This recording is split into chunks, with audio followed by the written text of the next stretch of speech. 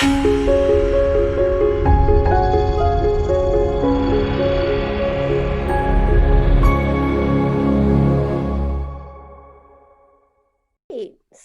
everybody, welcome to our Transformation Tuesday session.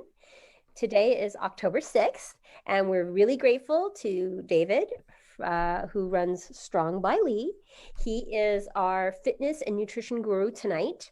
And because it is the fall season, we thought we would talk about falling into healthy habits in the nutrition and in the exercise realms. So we are so grateful to have everybody here tonight via Facebook Live as well as Zoom. And I'm going to let David take it away and dive into the topic. Perfect. Thank you very much, everybody, for being here. Hopefully, we can help you fall into some good habits. As Z mentioned, I am David Lee. I run a fitness and nutrition company in White Plains, New York. I'm a registered dietitian, but also a personal trainer. I've been a personal trainer for almost 10 years now, and I've been a registered dietitian for about 6. Went to NYU to do to get my degree, and then I did my internship at Lawrence Hospital in Bronxville. And then ever since then, I've been really working on helping clients improve their body, their confidence, and their resilience using practical and proven nutrition and health and accountability programs. My real main goal is to help clients, general fitness clients, look, move, and feel better. So even though I have nutrition knowledge in terms of like diabetes, hypertension, kidney disease, all these things, my passion really lies in helping people lose weight and just feel better about themselves and help them live a longer life. Today, we're going to talk about how to fall into good habits. And I think 2 weeks ago, we just hit fall, right? Because I think it's September 22nd. Oh, and by the way, if anyone has any questions, shoot them down into the chat below. And then depending on how relevant the question is, if it's in line with what I'm talking about, we can address it right away. Otherwise, let's do a Q&A at the end.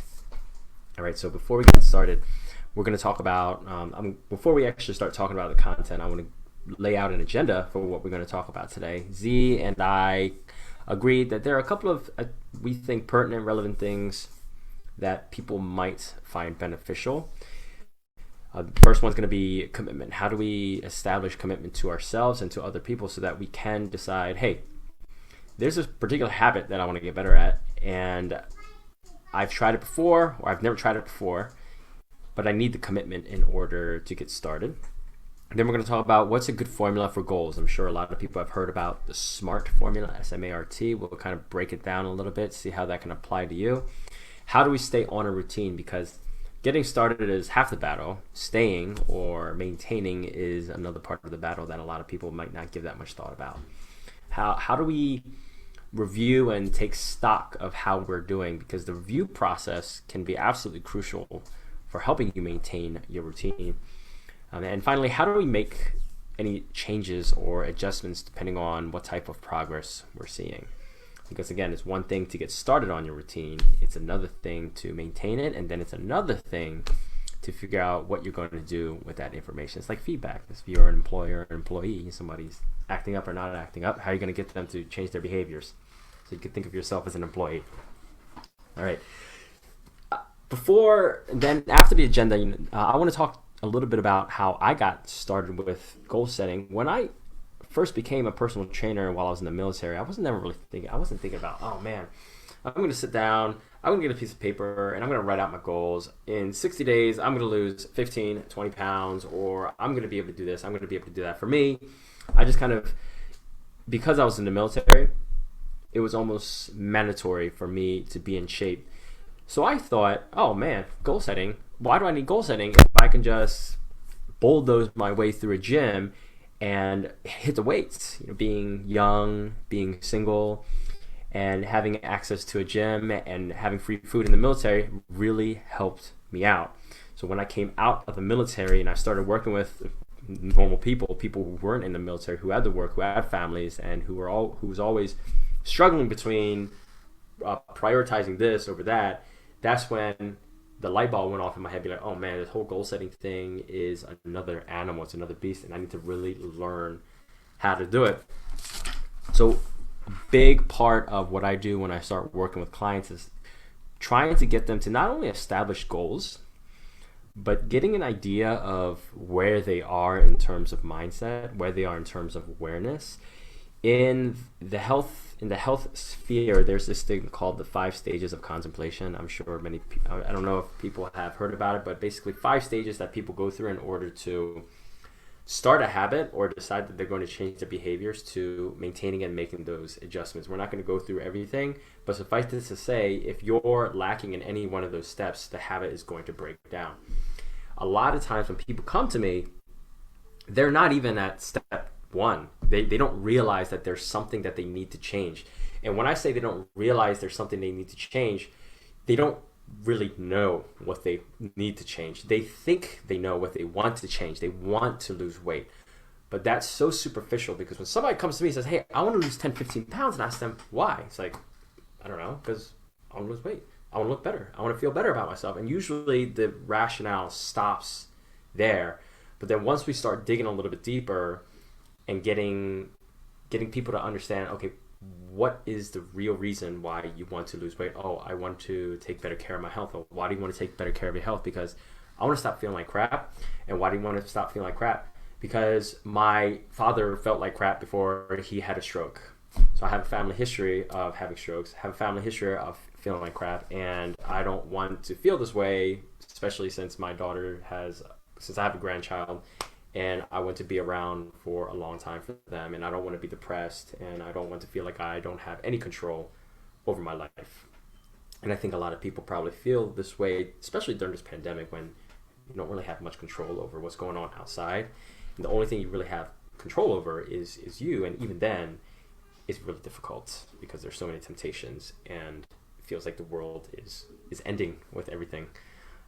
So that's really how I fell into goal setting, and now I just help my clients establish those goals and then be an accountability partner for them, because I think accountability is super important, because there's so many books out there on how to set goals, but there aren't that many books on how to be an effective accountability partner. And many people probably know that the best accountability partner is probably not yourself. It's probably somebody else, a friend, a family member, colleague, a professional who has your best interests in mind. So without further ado, let's talk about commitment. And the first step that we're going to talk about is just being aware that there's something that you need to change. If you're here listening to me, you probably have a good idea of something you want to improve about yourself, or at the very least, you have had experience trying to improve yourself, and maybe you didn't do so well in the past, and now you want to get back on the bandwagon. Fall could not be a worse time for try to establish good habits, because you have Halloween. I don't know how many people celebrate Halloween. You have Thanksgiving, then you have the Jewish holidays, you have the Christian holidays, then you have the New Year. So this could not be the worst. There could not be a worse time to try to establish a new habit. But in my experience working with people, and I've worked with over 400 people before, the ones who have established habits throughout the holiday season and stuck to them are usually the most successful. And I'm not saying that to make anyone feel guilty or ashamed that maybe they've tried habits in the past, or they're thinking about doing it during the holiday season, weren't able to do well. I just want you to know that when you can stick to your guns during times of difficulty and challenge, it has a different impact on you versus if you were to decide that you wanted to try to change your habit in the spring, when you want to get a beach body by July or something like that, when there aren't that many obstacles. So awareness is number one. We're going to be aware if there is something that we want to change. And then there's another thing that I find a lot of people struggle with, and that is this fear of failure phenomenon. This used to be me. I am a recovering narcissist. Narcissist being, growing up, I was really only exposed to things that were within my capabilities and skill set. And in order for me to have gotten on the honor roll in high school, I had to take classes that were well below some sort of challenging level. I wasn't really challenged when I was growing up. Therefore, my intellectual curiosity wasn't stimulated. Therefore, I never really exposed myself to challenging situations and problems, which really forced me to try hard at something. As a result, this quality of impatience, instant gratification, and fear of failure started to set in because I never really applied myself to something that was strenuous. And what I noticed with a lot of clients is that a lot of them feel the same way. And it's not always somebody's fault. It's not always your fault if you suffer from a fear of failure. You may not have had the same upbringing as me, but we're always bombarded with marketing messages that you can lose 30 pounds in a month, you can fast, you could juice, you can cleanse, you don't even have to go to the gym and you'll lose weight. A lot of these marketing tactics are very slick. They know what they're doing. They know how to tug on your emotional heartstrings. The fact of the matter is, many of these programs are based in the same principles that will help anyone lose weight. It's just the way that they package it.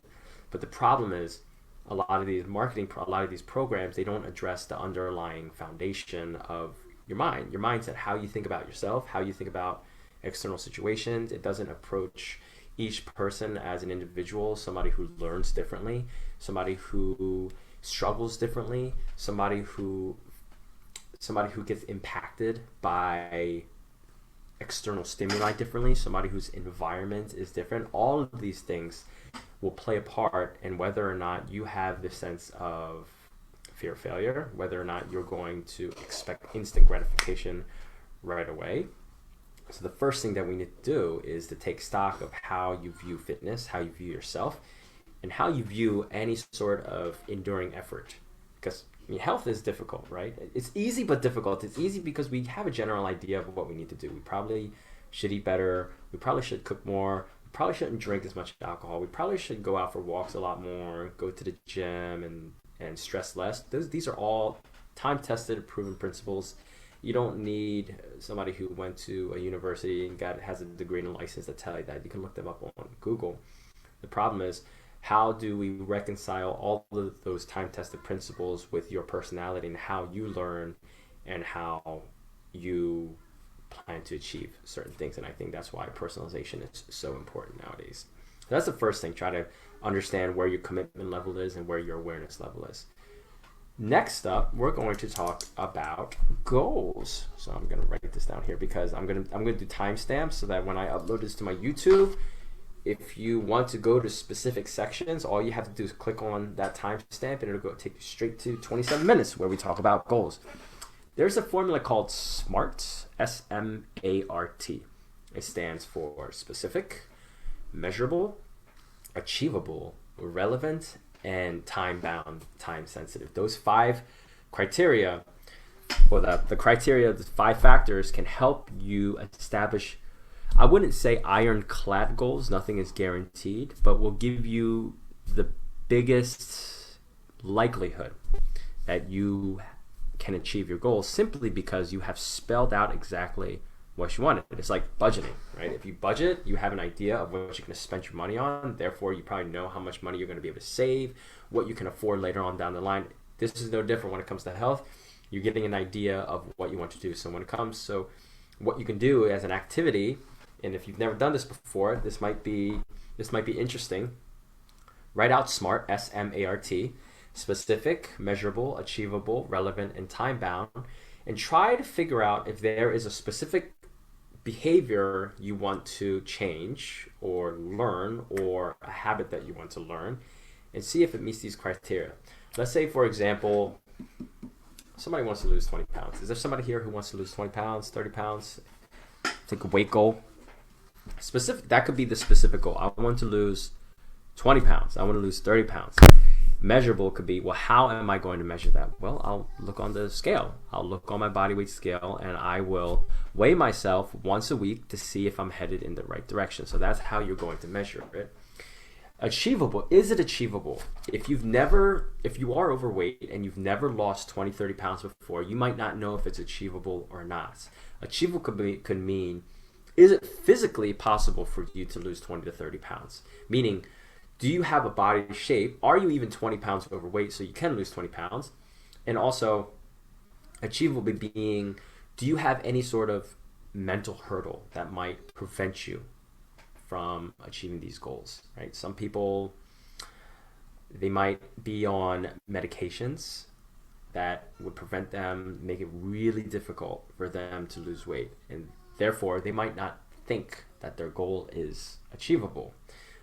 But you don't know. So if you've never tried, you don't know. You have to be able to try. You have to try it to see if you can figure it out. The next one is relevance. Will losing 20 to 30 pounds make a measurable, significant impact on your life? Will it improve the quality of your life? Without a doubt, and you have no doubt that it will.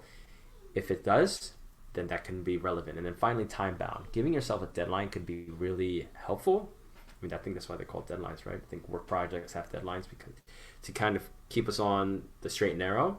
Health, I don't think is any different. I think I would be careful about being too detailed and analytical about some of these deadlines. Give yourself a wide berth. If you want to lose 20 to 30 pounds, understand that maybe 1 to 2 pounds a week could be realistic for most people. So if you want to lose 20 pounds, that's probably going to take, give or take, 10 to 12 weeks. So 2.5 to 3 months. Give yourself 2.5 to 3 months to lose 20 pounds. And to some people that might be a long time. To some people that might not be a long time. All really depends on the progress that you're seeing. Right, so that's goals. Those are SMART goals. Pretty straightforward. The more you write out your goals and practice visualizing and verbalizing, writing down what you want to achieve, the more likely you are going to achieve them. Research shows that people who simply write out their goals have a better chance of achieving those goals versus somebody who says their goals out loud versus somebody who only thinks about their goals and don't say anything. So you have three different groups of people. But there's also another interesting thing. There's a caveat. I know people who, they love talking about their goals. They just love telling people they're going to achieve this, they're going to do that, they're going to do whatever. They have an obsession with telling people, oversharing information about what they're going to do. And most of the time, they don't achieve those goals. If you know somebody like that, or if you're one of those people, one thing that could explain why that happens is when there's a thing called visualization. Man, I feel like I'm going off. I'm talking and I'm doing this. I'm talking like, man, it's been a while. Visualization is a technique that athletes use where they go through a mental rehearsal. They have like a theater in their brain of what they want to happen. For example, if somebody follows football or baseball, a baseball player might, for an upcoming game, they might visualize hitting a home run off the pitcher who they're going to be going against. And they rehearse it. They know how they're going to stand in the batter's box. They know how they're going to grip the bat. They know all these things, and they keep visualizing it. And even though it's not guaranteed, what's interesting is that the visualization process will increase the chances that a batter will hit a home run or at least make contact, or increase the chances that they're going to make contact with the ball versus not visualizing, because up to a certain point, the brain can't really tell the difference between reality and mental. So the visualization can trick your brain into thinking that it has already achieved or it's going to achieve what it's visualizing.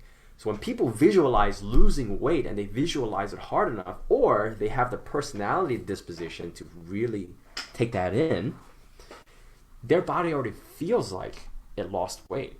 So then their motivation levels start to dip. They have a very difficult time sustaining their habits. It sounds weird. It's actually been supported in research. It hasn't been proven. It's very difficult to prove things like this in research. But there is a lot of evidence, both anecdotally and experimentally, that this holds true for some people. Pretty interesting, huh? It's so weird when I'm doing a monologue. I'm just talking. I just see myself talk, and I get really self-conscious because a lot of times when I talk to people, I see their face. I get to see their reaction. I get to see their lip movement. Are they falling asleep? Okay, I need to do something.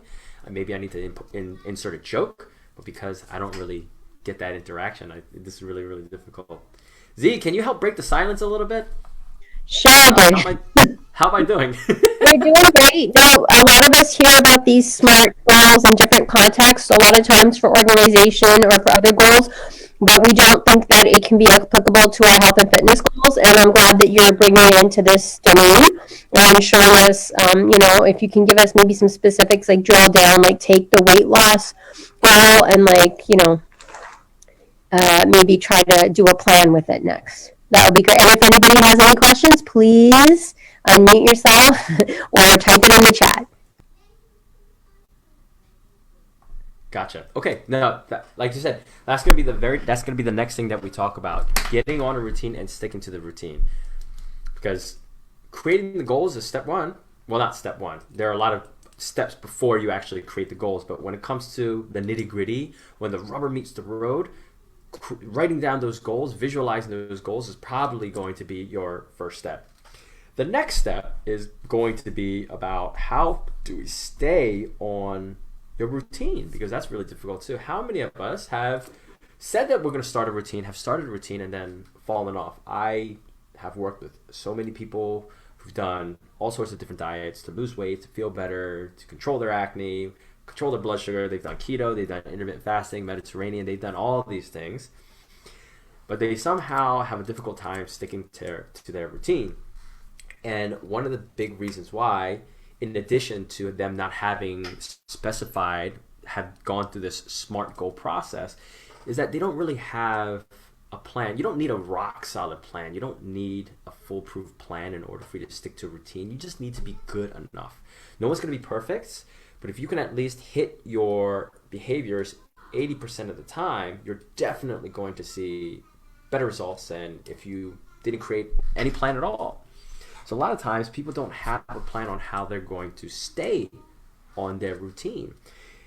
One trick that I learned from Jerry Seinfeld, I don't know if people know who Jerry Seinfeld is, from Seinfeld, the comedian. When he was up and coming, in order for him to practice his routines, his jokes, he would have a calendar. And every time he practiced enough jokes, or he hit let's say for example you want to go to the gym, or you want to go for a walk for 15 minutes per day, because that's better than what you're doing right now. Every time you go for a walk for 15 minutes a day, you whip out your calendar, wall calendar, desk calendar. Wall calendar or desk calendar is probably going to be better. Somewhere where you have to physically do something, because we tend to retain information better when we write and we see things physically. Mark an X, a red X or a red check mark, for every single day that you were successful in that behavior. And if most likely the chances are going to be higher that we are going to want to see a continuous string of those X's and check marks. Maybe we don't want to see any gaps in our behaviors. So when we see those strings, we feel good about ourselves. Be like, oh man, I'm doing well. I'm making good progress, because, well, making good progress in the sense that you are doing what you said you're going to do in terms of the behavior. Actually making sorry, am I not loud enough? Sorry, I'm kind of far away from my mic right now. All right, let me try this. Oh man, hopefully you don't see my pimples or the oil on my face. I mean, I washed my face early. I washed my face this morning. So if you were to have that calendar, and you don't want to break that string of calendar, that can help you stay on your routine. And then, I think that's a neat little trick that Jerry Seinfeld taught people. I think I've read that in a book somewhere. I don't know if anyone has ever heard of that. The next one is kind of a controversial one. And this really depends on who I'm working with. The idea of having a reward or an incentive at the end, I've met many different fitness professionals, personal trainers, dietitians, read in books, done interviews with people, and it's always a mixed bag. I know some people say, well, if you are good for a week, reward yourself by going shopping, or have a glass of wine to wind down or something like that. I think the idea of rewards and incentives can be a little bit dicey depending on who you are. I know some people, once they get I don't know, a sip of red wine, it turns into a slippery slope. So I think you have to be really careful. I'm not a huge fan of rewards and incentives because I really try to teach people the art of the process rather than the outcome. I want people to really focus on the progress that they're making, the effort that they're putting in, and appreciating that they can do what they said that they're going to do, and they can see those achievements as they come in rather than holding off until the end for that big payoff. I think that they both have their utilities. I think if you combine both, that's how you're going to see the most amount of success. But I think if I had to choose one, I would want people to really hone in on the process. I would want people to see the road that they're walking on rather than the mountain off in the distance. I don't know if that makes any sense. So the whole reward thing, incentive, I think is really important. The next one, in order to stay on a routine, is after you've made those SMART goals, one thing that you can do is anticipate any challenges that you see coming up. Case in point, the holidays. The holiday is going to be a big challenge for a lot of people, especially if somebody wants to lose weight. If somebody wants to gain weight, the holidays are probably not going to be an issue. But somebody who wants to lose weight, somebody who wants to get healthier, the holidays are definitely challenges. And I think if you write down, okay, these are the challenges that I anticipate, and then you follow that up with, okay, how am I going to manage these challenges? You might not know, because you might not have done it before, or you might not have given it any thought before. But if you can at least start trying to empty out your brain and brainstorm, even if you don't have anything, at least you're investing some time and effort into the actual process. And I think over time, with practice, you can say, all right, well, I got invited out to this happy hour. I can't say no, but I can probably modify what I'm going to eat and what I'm going to drink, or the quantity. So I can modify the quality and I can modify the quantity without really saying no to the invitation. So I think if you can make some modifications based on what type of challenge you're anticipating, I think that can be really beneficial. Another way is looking at your environment. There are two things that can really alter somebody's behavior, make it really difficult for somebody to change their behaviors, or make it really easy to change somebody's behavior. One, your social environment, who you hang out with. One person said, a guy named Jim Rohn, he's a business coach, the late Jim Rohn. He said, you are the average of the 5 closest people you surround yourself with. So if you're trying to lose weight and all of your friends are overweight and they don't share the same interests as you, it's going to be really difficult. If you are overweight and you have 3 people who are in good shape and 2 people who aren't, it's going to be kind of like a back and forth, and you might have to pick and choose who you're going to hang out with, or not necessarily hang out with, but who you're going to pick and choose who you might interact with when it comes to that health and fitness. Like, you might not want to talk about your health and fitness with somebody who has no problem dragging you down, and you might feel more gracious about talking to somebody who is going to the gym, and you might want to tag along. And then of course, if you have all of your friends are in good shape and they really care about their health and they're willing to support you, that will make the process so much easier. So that's your social environments.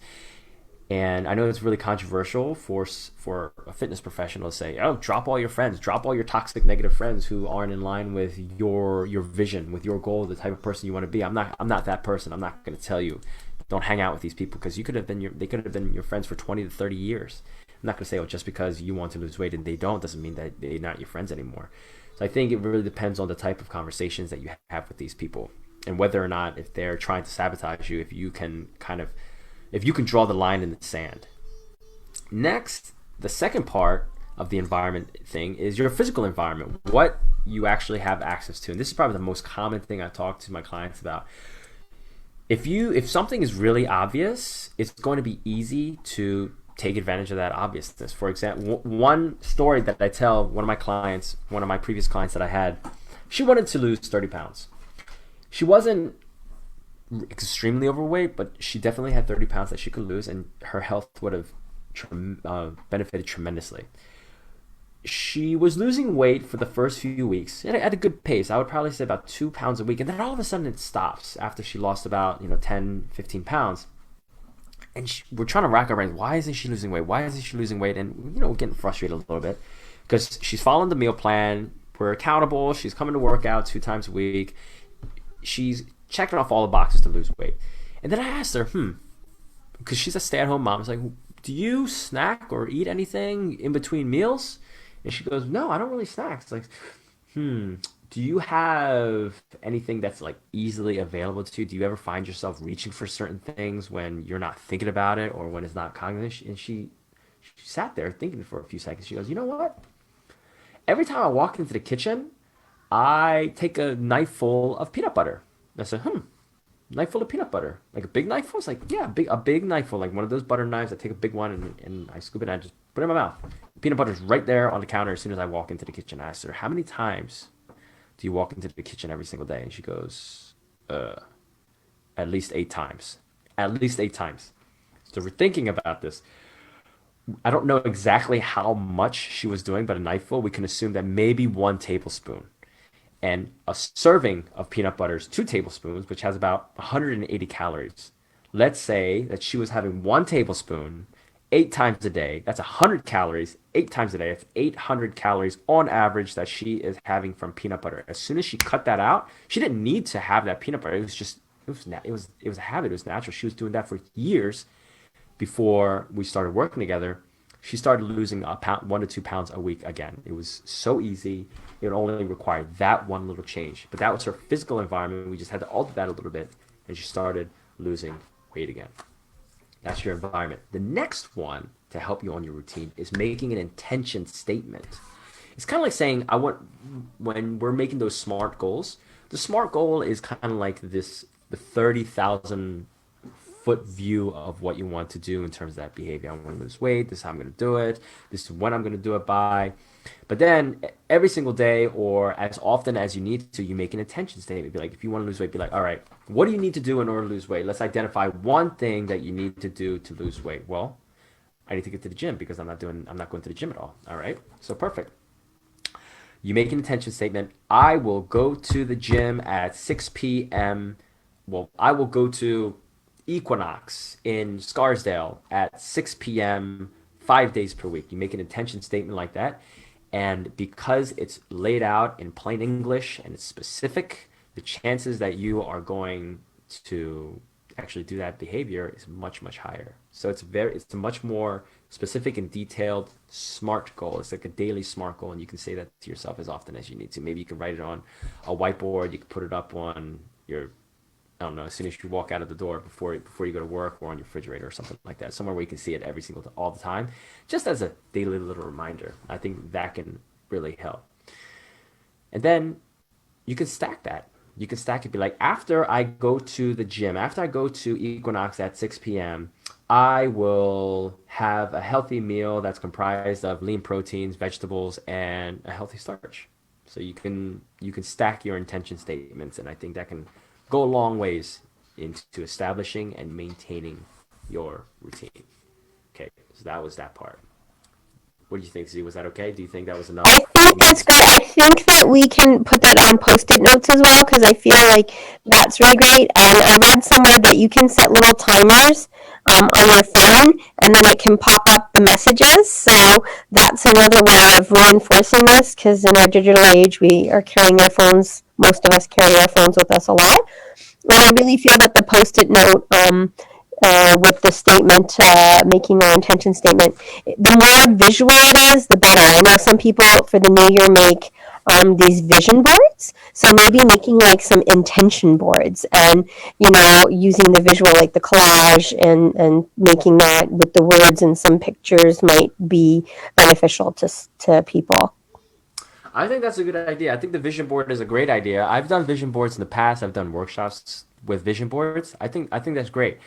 I am not a big picture type of person. I'm like boots on the ground. I want to see what's exactly in front of me because if I don't do that, then because I have a history of ADD, ADHD, I'll lose my focus if my focus goes out too wide. So I have to see what's exactly in front of me. which is why I'm terrible at long-term planning. So I think the vision board is fantastic. I know it's worked for a lot of people, and then the intention board can be great too. And another little trick, I don't know if everyone's phone can do this. I don't know. I know my phone can do it. I have an LG, so I have an Android. And if I have a Verizon service provider, you can schedule to send a message to yourself. So if you schedule, let's say for example tonight it's 7:40 right now, you can schedule a message to be sent out to yourself tomorrow at 7 in the morning. That would basically saying what Z said, remind yourself with this intention that you're going to do this at this specific time today or here. So it's time and location.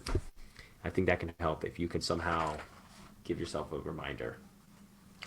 All right. So the next one, this is going to be quick.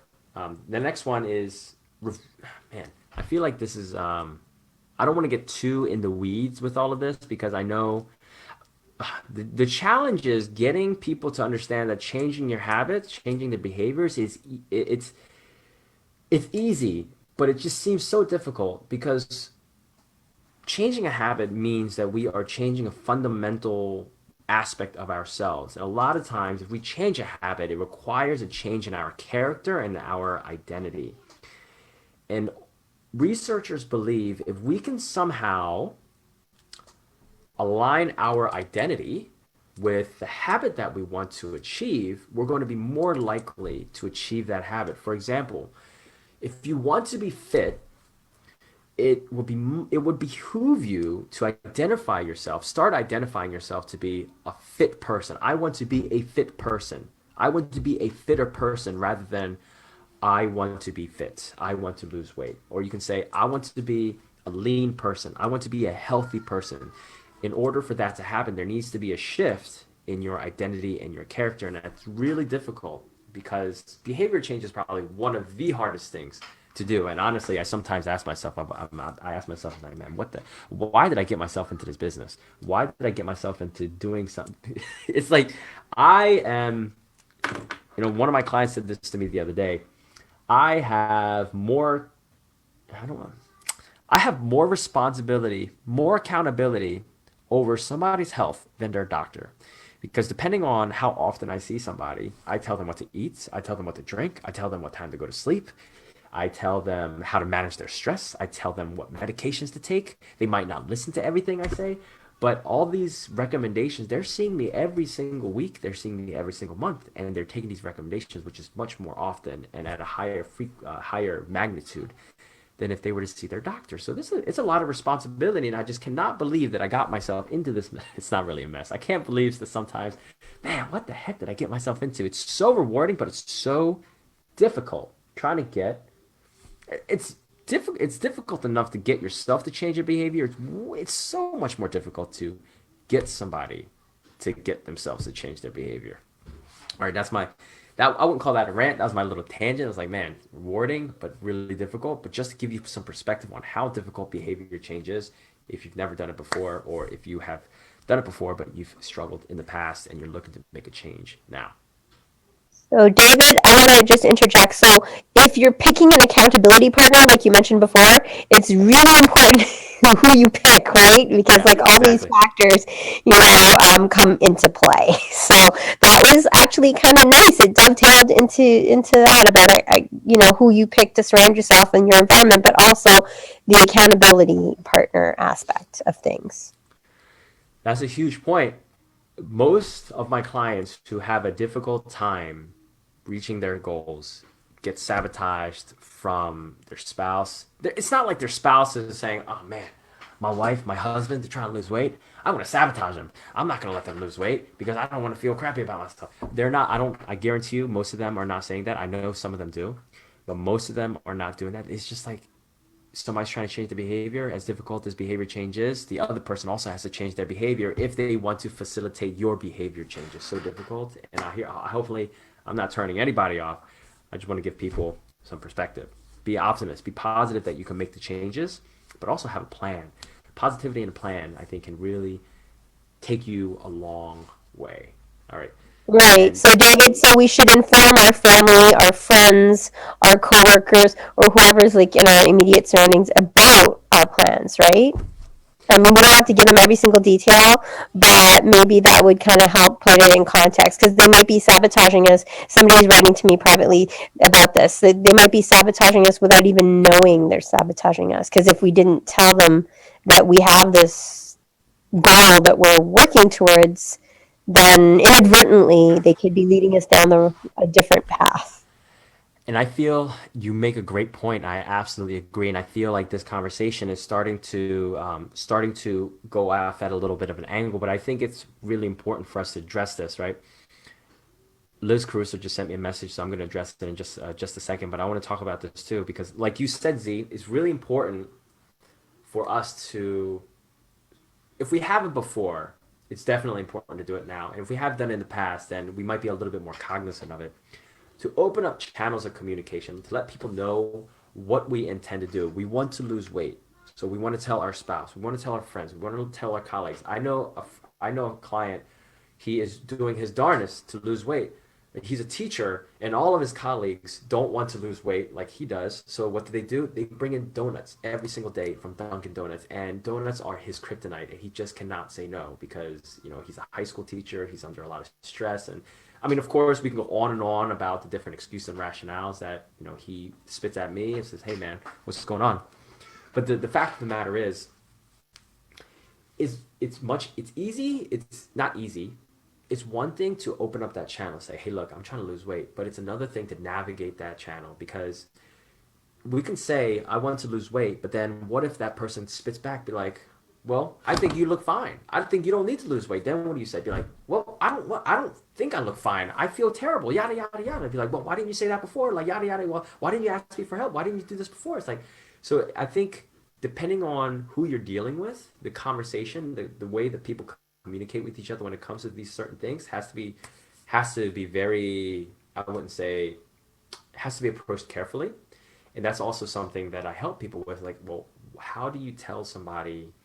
Well, how do you tell somebody that you want to lose weight without getting argumentative, without getting defensive or combative, or God forbid they take offense that you want to change your behavior and you're seen as a selfish person and kind of maybe leaving this person in the dust. I think that's really difficult. That's not something that we would address at length here, but I think that's something to keep in mind. Thank you for answering that because a lot of people have been private chatting. So you wanted to answer Liz's question now? Yes, I think it's good. It'll segue into what we're talking about next. So, man, Liz, I'm sorry. You private messaged me and I totally said your name. I threw you under the bus. can can we cancel that? Can we say, okay, somebody private messaged me. We don't know who it is. Jesus, man. Okay, anyways. For people who maybe they were feeling okay before this pandemic happened, and after the pandemic, after this big thing, the gym hasn't been open, and maybe we don't want to go back to the gym. Maybe we're not comfortable going back to the gym because of the health risks, so on and so forth. We have various reasons why we might not go to the gym. What are some ways that we can stay motivated and work out at home? I think it's a very valid question. This is something, I mean, the whole at home workout craze has taken off. I'm sure many people know friends who have gotten Pelotons or they got at home workout tapes. Even Jillian Michaels. I don't know if people know who Jillian Michaels is, one of the trainers of the coaches of The Biggest Loser. She even said that, don't go to the gym. It's risky, but I think that there's some sort of like commercial ploy there. I think she wants people to buy her products. I think it's a valid concern if people don't want to go back to the gym. At home workouts, I will say it outright, they suck. At home workouts suck, not because I want people to work with me as a personal trainer or I want people to go to the gym, but I think because many of us have had to do everything at home. We eat at home, we bathe at home, we sleep at home, we work at home, we take care of our kids at home, we do virtual learning at home, we do everything at home. And I feel that the gym for some people serves as a sanctuary. They escape whatever they have at home to go to a place where it's specifically designed for getting healthy, for working out. And I think that is something that is motivational for people. The next step down would be going outdoors to work out, but with winter around the corner, getting cold and wet and windy and dark, that might not be such a feasible option for people. If you can make it work, if you can go outdoors and work out, I think that could be good. I think if you can get workout tapes, you have tons of free YouTube videos online where you can try one out each day. Try something different each day that is in line with what you have available at home, your equipment. If you have certain injuries, you might have to do a little bit more searching. If you have a knee injury or a back injury or shoulder injury, and some of these exercises might not be appropriate, that might be one thing. But I think it's really difficult, and I'm not going to sugarcoat it. It's really difficult to stay motivated when you're doing things at home. Um, Even if you're seeing good progress, it's not the same. So I think the best way to stay motivated is to do these things to help you stay on your routine. Do the calendar, do your, anticipate the challenge, do your reflections, do your intention statements, do different workouts. Just try to keep your mind going so you don't fall into a funk.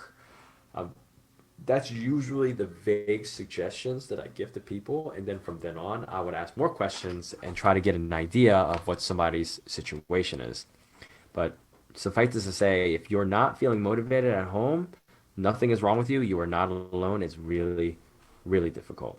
And also, like Z mentioned and I mentioned earlier, get an accountability partner. Find somebody who you're going to work out with. You're going to have a meeting, a Zoom meeting where you can work out together, or you're something like that. I think that can help a lot. All right. I hope that answered your question, anonymous question asker. All right. Yeah, So no, I you think, did, David. Yes, I'm getting feedback from people. They're really relating to what you're saying, and I want to, thank everyone for contributing and asking questions because I feel like if you're thinking about something, chances are someone else is also thinking about what you're thinking about. So this is great. Thank you. yes. And I'm going to wrap it up because I know we're at an hour right now. So, Oh, we still have 9 minutes. yeah, okay. Yeah, yeah. Well, you know how long-winded I can get. I don't want to go off on tangents too much. The next thing I want to, and I hope my volume is still good. The next thing, the final thing that I want to talk about, and that was part of our agenda, was making adjustments. So let's say you are seeing good results, or let's say you're not seeing the results that you want. What can you do? Um, the first thing that you can do, the first thing that I would recommend everyone do is recalibrate their goals every 30 days. You're going to have your SMART goals. And then every 30 days you'll look to see if you've made satisfactory progress. Are you happy with the progress that you have made?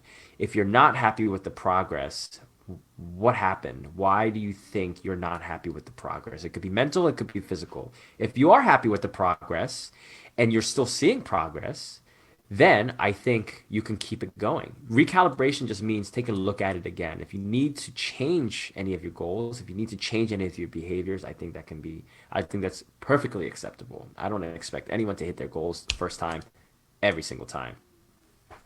And then the next one is continue evaluating your environment, your social and your physical environment, because that's always going to change. Those things are always going to change. You're going to have people coming in and out of your days, people who are going to be interacting with you, and we're shaped by our experiences. We we have over on average, research shows that an average person has over 1,000 thoughts about food or their health every single day. And one conversation can change the trajectory of those thoughts. So just being mindful of your social and your physical environment can be really helpful if you need to make any changes. And then going back to identity, the same way that we are recalibrating our goals every 30 days, ask yourself, based off of the behaviors that you're engaging in, are you turning out to be the person that you want to be? In other words, are you assuming the identity that you should assume in order to be the person you want to be? And I think that can be a beneficial question for you to ask yourself. If you want to be fit, are you are you engaging in those behaviors that a fit person would? Are you a fit person? Are you becoming a fit person? I think those are really important questions to ask yourself. And then finally, accountability. If you have a difficult time staying accountable or staying motivated, an accountability partner, an effective accountability partner should be. We have to be really nuanced about this, right? Because anyone can be an accountability partner. But the question is, can they be an effective accountability partner? I think if you can somehow get an effective accountability partner, it would help you a lot. Just bounce some ideas off of them, yada yada, and yada. So with the holidays coming up, I'm sure many of us are going to anticipate challenges. So the first thing you can do is write down any goals or behaviors that you want to change. SMART. Specific, measurable, achievable, relevant, and time sensitive, time bound. Figure out what you need to do. Create an intention statement. I am going to do this habit at this time, at this location. Create some intention statements. Evaluate, scope out your environment, your physical environment, your social environment. Anticipate those challenges. At work, we have this kitchen where the food is always free and I always go after this. Is there something I can do to help myself? Or I always have this colleague who comes to my desk and gives me chocolate or wants to go out to eat at this restaurant that I know is not great for me. What can I do to modify that behavior? And then finally, what type of identity, what type of character do I want to assume? What type of person do I want to be? And will these behaviors help me become that person? Right? So I hope that was good. I hope that was helpful. In addition to this talk, if you want to go on your own journey of habit change and behavioral change, there's a book that I would recommend. It's called Atomic Habits by James Clear. It's written in a very straightforward manner. Atomic Habits by James Clear. Yep. It's written in a very straightforward manner, and even I learned from this book, and some of the things that we talked about today is based off of this book. You know, he's been a habit change coach for 20 years. He approaches it the very same way, where he's looking at you trying to change your identity and also trying to get you to be aware of your environment. I think that book can be very helpful. It's not a huge book. I have a lot of other very academic books that, but this has, I don't know, like 200 and it's got an appendix. So with the appendix and all the acknowledgments and stuff, it's got 270 pages. I think it could be really helpful for those of you who are on this self-discovery journey of behavior change and improving your health. All right. So I think that's it for me. Hopefully I talked about some good things for you. I'm sorry about the sound about midway through, but I hope you were able to pick up some good things. Do we have any feedback? Any questions? Yeah, no, this has been great. Somebody private messaged me. Do you have any other books that you could recommend or that are on your bookshelf? Because we see lots of wonderful books behind you. It depends on how involved you want to get. If you want to get another book that I would recommend, it's not as straightforward as Atomic Habits, but there is this book called Tiny Habits. Yep. Have you seen this book before, Z? Yes, I have. I've read it actually. Ah, okay. I think it's good. I think it's a really good book. I personally like Atomic Habits a little bit better, but but Tiny Habits is also really good. And Tiny Habits, BJ Fogg, the author, has this 5-day program. I think it's called Small Habits. Tiny Habits. It's called Tiny Habits. It's a program, Tiny Habits, that's based out of his lab in Stanford. You can sign up for it. It's free. And they have you do email check-ins with them every single day. So if you go to Tiny Habits, look up Tiny Habits, BJ Fogg, I think he still has this free 5-day Tiny Habit program available that you could sign up for. and see how you like it. And then if you do like it, you see good results, you get the book to get a little bit more information about how he came up with this program and how he helps people. If Yeah, you want to it's get a little bit more, available. It's available at the library, like if through interlibrary loan. So that's something good. And I'll check on our Overdrive platform and our Hoopla platform, which are free ebooks with your Westchester Library card. Then we can do that. And I also have another question from private chat about your personal opinion as a professional about considering walking as a good form of exercise. I think it depends. I think it's relative. If somebody has no history of exercise, and if somebody has no history of exercise, then that's probably better. That's going to be the first step. If somebody is going from couch to street, I think that's good. From a weight loss perspective, it can be very effective if you do it for starting off. Man, if you haven't done anything, 10, 15 minutes per day. 10, 15 minutes per day. Walk as fast as you can, a brisk walk, obviously within your abilities. People who have worked out, so I walk for about 40 minutes per day. I walk briskly for 40 minutes per day. If you were to check my speed on a treadmill, I'm probably walking at 4 miles per hour. And that probably I probably burn about 500 calories per day from walking. But I'm not doing it for weight loss. You can certainly use it for weight loss and for health.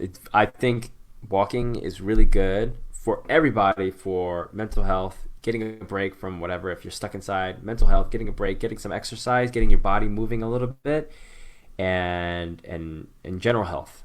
From a weight loss perspective, I don't think it's that great unless you have no experience with exercise or you have a significant amount of weight to lose, meaning that you're at least 30 pounds overweight. Hopefully that answered your question. Yeah, there's a follow-up. So what would you consider to be a good exercise regime? Like, as if we're falling into good habits. So you would do some walking briskly, but what else would you recommend? I would start off with walking, and then I would start off with planks. Planks I don't know if you've ever heard of planks before, where you're on your elbows on the ground, or maybe if you've never done planks before, you can place your elbows on the couch or on your bed. That's going to strengthen your abdominal area and your lower back. It's also going to engage your upper body. So that's walking, and planks would be the minimum. That is where I would start everyone, regardless of where they are, and then for my recommendation, and then based off of that, I would taper up. Great. Gotcha. Okay. Yeah, plank. So can you do a plank against the wall? Somebody asked just me right now. You can. Let me see. You can see this wall, right? Let's see here. You can. It would be a little bit different. So like a plank against the wall would look like this, right? Let me turn you down so you can see my body. So if you were to visualize me on the floor, this is what a plank would look like right there. Okay, yeah. So Great. a plank against the wall really wouldn't do anything. The least I would do is on the bed. Okay. No, that's good. See, we were having so how long should we plank for is another comment. As long as you can. On my YouTube video, I do have a plank video, so I'll send the video. I'll send my YouTube link in the plank video to Z, and then maybe she can do an email blast so that people can get it. I would love to. Yeah. Yep. But plank as long as you can. Plank for the legs. Plank is generally meant for an abdominal exercise. An exercise for the legs could be a squat, and I could send a video for the squat as well. So squat, planks, and a walk. I think that could really cover a lot of people if they're just trying to get into exercise for the first time. That's great. Thank you so much for that. Are there any other last questions that people want to get answered before we end this session? Okay. Oh, I got another one, David. Oh I'm yeah, not okay. letting you go just yet. People say they're really stressed out that, with the added layer of having COVID, giving us a lot of limitations on our movements, on our environment, especially. So, do you have any tips for like meant to be mentally strong during this time? That's a very, very good question. Tips would be difficult, right? Because it is. I'm not man. Again, this is not something that I can sugarcoat. It's not easy to be strong and positive and optimistic during these times, right? Because life as we know it has been flipped upside down, right? I Yes, think it has. Yeah.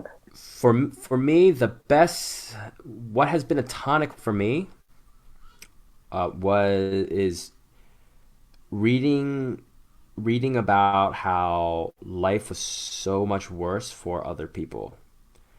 Um, One thing that I don't know if people know, you know this, Z. I'm a big follower of Stoicism. It's a philosophy. It's a school of thought. It's called the Stoic philosophy. And as opposed to it being a mindset or a mental condition where people are being emotionless or crass, Stoicism is more about four virtues that were practiced by the ancient Romans 2,000 years ago, in which they believed that our job as humans is to live in accordance with nature and with virtue. So the four virtues, the four cardinal virtues are courage, uh, temperance or patience, justice, and wisdom. Courage being able to face up to difficult times such as COVID. Wisdom being having the awareness, having the ability to take in your surroundings and making the best out of them. Justice being having respectful relationships with both yourself and with other people, and then of course temperance and patience, which is having faith that what's going to happen will happen, and our goal is just to kind of ride out the storm. So I think from my perspective, what has really helped me and what has really helped my clients when I talk to them is trying to get them to get some perspective or try to relate to what they're struggling with what other people might have struggled with in the past, right? There's actually I saw this post the other day. It really hit home for me. If somebody was born in 1900 and they lived to be 90 years old, how much did they go through, right? They went through the Spanish flu, the 1918 Spanish flu, which killed millions of people and lasted for 2 years. They experienced World War II. They experienced the Great Depression. They experienced World War II, World War One, World War II, the Great Depression, the Dust Bowl. They experienced the Cold War, Vietnam War, the Korean War. They experienced a lot of death and carnage, and I'm just thinking to myself, man. And I know, I'm sure many people here were born before me, in the 70s and 60s. Some of you might remember way better times. The U.S. I'm sure the U.S. was much better in the 70s and the early 80s. I was born in 86. So for me, like I was born into a really good era. What I was born into, I came in at the end of the Cold War, and what there was operation like Desert Storm, Desert Shield, the Iraqi War, the Gulf War, and 9/11. But aside from that, like my life has been pretty peachy, right? So who am I to say, oh, you need to be strong, you'll get through this, yada yada, be optimistic. I can't tell somebody that because who knows. But I think what can really help and what has helped me is understanding what other people might have gone through and see if there's any way that they can get some perspective from that. So if I don't Yeah, know. no, I'm hearing you. That's why we have biographies. We have a really big biography section in our library, and that's one of the favorite things that I like to do is I like to read about people's life stories, either through a biography or on the web through essays, or or just talking to people because we have so much wisdom about what we've lived through ourselves and what other people have lived through, and seeing how they overcame or how they lived with or lived through things can be really beneficial. And there's two comments that I want to share here. One from someone says, "You sound really wise for your age. Thank you so much for this great Thank talk." you. And then also another way is the way you just said that you succeeded right there, being simple and honest, appreciated, and it was very motivating. So that Thank you. I'm Thank paraphrasing. you. So I just wanted to make Thank you. I sure that we appreciate got it. it out there. And yeah, and I feel like events like this, and also we have a comment about books, like, about sharing resources is important. And also connection. I feel that it's really important. Do not underestimate the power of connection. Just reaching out to someone, being part of groups. We have Yonkers on the Move, which is a walking group because we had the walking question before. So I thought I'd mention it.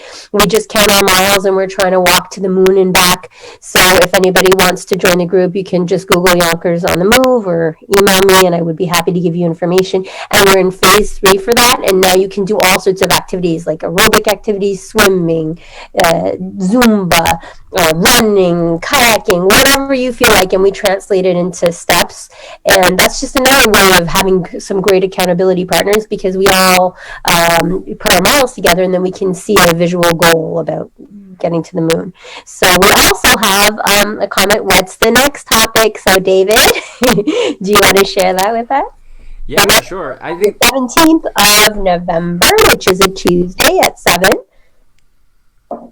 Thank you. Oh, I mean, I want to make. I just love how Z. I just love how you weave in the relevant topics and the programs that you have available at the library with what you're talking about. I think that's masterful work right there. That's awesome. I'm like so one track mind. I'm thinking about what am I going to think about? What am I going to think about? I don't even consider that. Oh, maybe I can somehow connect this with a program offering that Z has at the library. I'm like, holy crap, that's so good. That's so good. Well, the Yonkers Public Library is a really great community partner, so I want to give a shout out to them because, and all of our library patrons and our community members, because, we can't do things alone, so we have developed a wonderfully strong wellness community. Thanks to everybody who's here tonight and everybody who's watching our YouTube and who's contributing, and thanks to our professionals like you, David, who support and encourage and motivate. So for November 17th at Yes. 7, we have We're, we're going to talk. It's a relevant topic. It's not just for this, but it's going to be, we're going to talk about nutrition, fitness, and health for blood sugar management. And because next month is Diabetes Awareness Month, while it is geared towards people with blood sugar issues who might be pre-diabetic, diabetic, they're just trying to manage their condition. I think it's relevant because elevated blood sugar levels is implicated in a lot of different illnesses. Diabetes is just one of them. And in fact, we can even make the argument that diabetes and blood sugar elevation is linked to almost any disease out there. And like diabetes could be a precursor for a lot of things. Diabetes can be a precursor to heart disease, for kidney failure, for Alzheimer's, for dementia, for, I don't like this word, but cancer. I think elevated blood sugar and uncontrolled blood sugar and blood sugar mismanagement is implicated in a lot of different things. So even if you are not diabetic, I think controlling your blood sugar can be extremely important. right, and also understanding what foods get converted into sugar and how much sugar are in foods and how exercise and timings of eatings and timings of exercises can work all into the continuum of wellness, right? Yes, absolutely. Yay. Okay. Well, I'm so grateful to you, David. We're so happy to have you with us once a month to share your insights and your knowledge and encourage us. And we're so grateful to everybody who participated on the Zoom tonight and also for our viewers on Facebook Live. So without Yes. further Thank you for all ado, the thank you for all the questions. Wally, is it Wally? Wally, Liz. Well, I got it on the first one, bro. Up next week. Thank you. There it is. I gotta go. Thanks, bro. All right, thank you, everybody. I appreciate you having me on again. anytime, David. We really enjoy your sessions and I'm looking forward to our next one. So on that note, have a great night, everybody, and we will go to our website, www.ypl.org, for more wellness and other programs, and also visit Strong by Lee. All right, take care. Good night.